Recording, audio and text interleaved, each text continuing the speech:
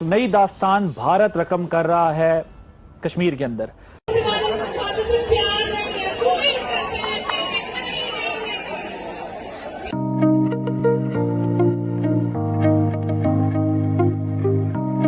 But Lal Chowk में पहली बार ऐसा इवेंट देखने को मिल रहा है। भारत जिस तरह से कश्मीर में 5 अगस्त के बाद से 5 अगस्त 2019 के बाद से जिस तरह से सामने आ रहा है, रिलेटेड मैं आपको वीडियो दिखाना चाहूंगा जो अभी कि ये इंडिया साइड कश्मीर है, लाल चौक। तो कुछ ये है कि भारत को इग्नोर करना दुनिया के लिए बड़ा मुश्किल है। ना सिर्फ बड़ी इकॉनमी है, 1 बिलियन का मुल्क है, अब वो दुनिया का सबसे बड़ा मुल्क हो गया, तो उसको इग्नोर करना मुश्किल। मैंने आपसे 4-5 लोगों को पहले दिखाया, वो कहते हैं कि भाई ये यूरोप लग रहा, कोई दुबई लग रहा, कोई मानने के लिए तैयार नहीं कि इंडिया ने इतनी डेवलपमेंट कर रही है कश्मीर में। कानूनी और आईनी तौर पर उनके पास अब जवाज आ चुका है। अब वो पूरी दुनिया में ये एक जवाज बना चुके हैं कि वो आजाद कश्मीर और गिलगित बल्तिस्तान भारत का हिस्सा है। यानी आपको ये लग रहा है कि अनकरीब गिलगित बल्तिस्तान भी हमारे हाथ से जाने वाला है? मेरे ख्याल से जब उन्होंने एक चीज़ को ठान लिया तो फिर करके दिखाते हैं वो। और नरेंद्र मोदी साहब के साथ तकरीबन हर मुल्क का जो वज़ीर-ए-आज़म है वो उनके साथ खड़ा हो जाता है।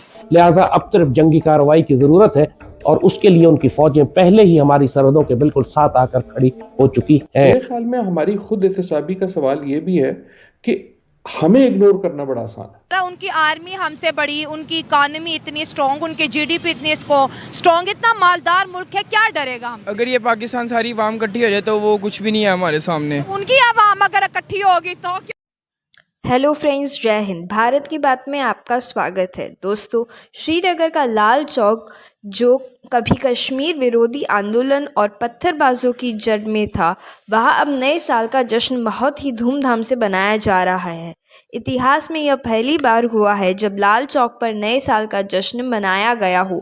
नए साल के इस जश्न के दौरान लाल चौक के ऐतिहासिक क्लॉक टावर यानी घंटा घर पर लोगों को बॉलीवुड गानों पर धुन पर गाते हुए और नाचते हुए देखा गया है। साल के जश्न में हिस्सा लेने के लिए हजारों लोग घंटा घर के पास आए। स्थानीय लोगों के साथ साथ कश्मीर घाटी में आने वाले लोग, पर्यटकों ने भी जश्न में भाग लिया।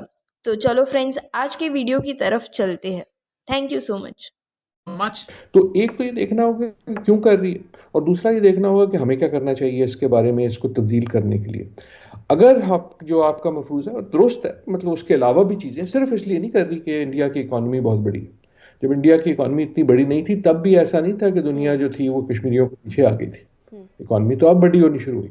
तो कुछ ये है कि भारत को इग्नोर करना दुनिया के लिए बड़ा मुश्किल है। ना सिर्फ बड़ी इकॉनमी है, 1 बिलियन का मुल्क है, अब वो दुनिया का सबसे बड़ा मुल्क हो गया, तो उसको इग्नोर करना मुश्किल है। लेकिन मेरे ख्याल में हमारी खुद एहतसाबी का सवाल ये भी है कि हमें इग्नोर करना बड़ा आसान है।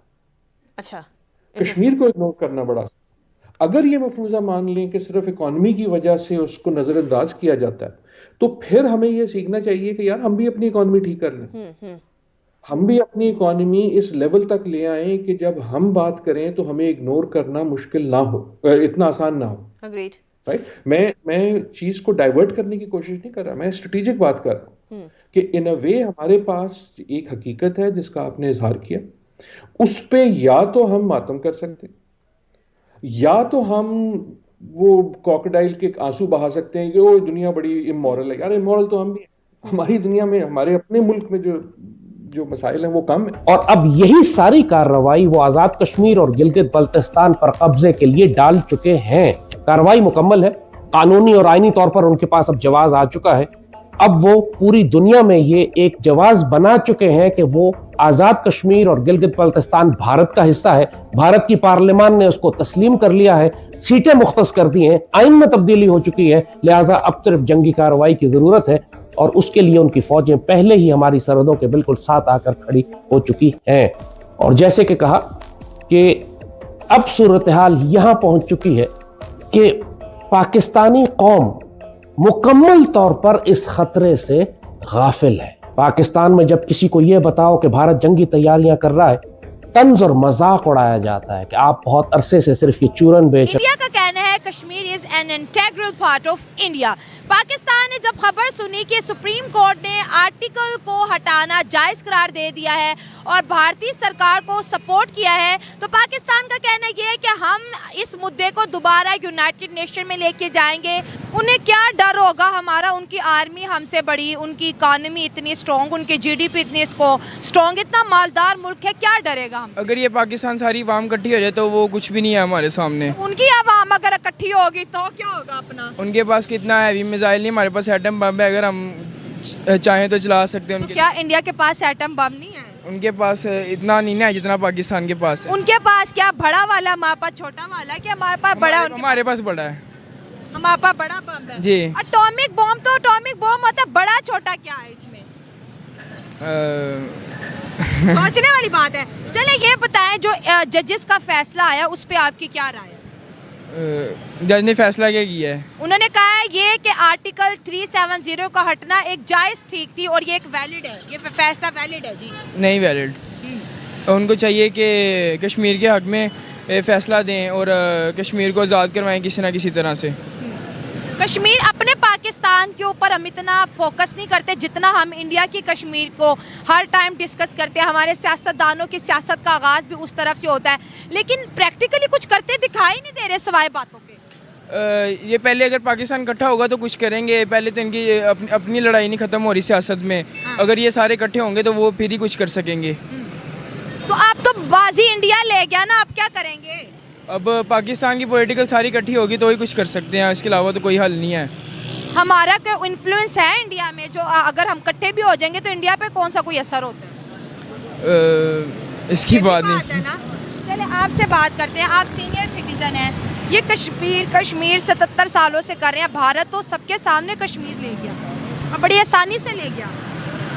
ये जो हमारे हुक्मरान हैं, लीडर हैं, ये जितने भी हमारे सरकारी मुलाजम हैं, ये शुरू से ही काफ़ी अरसा हो गया है ये बिक रहे हैं। अच्छा। सिर्फ ये सब इनकी कमज़ोरियों से गया है।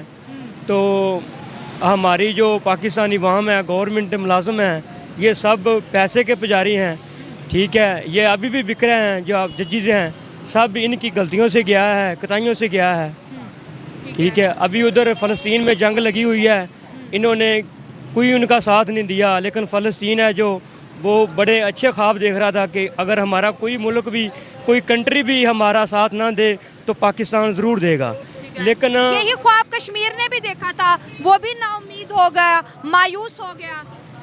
तो ये हमारे लीडर हैं, जो हुक्मरान हैं, ये तो उनका काम है। ये वाम तो कुछ भी नहीं कर सकती, आगे चलेगी ये हमारी हुकूमत अवाम को लेके। अच्छा। तो फिर ये हो सकता है।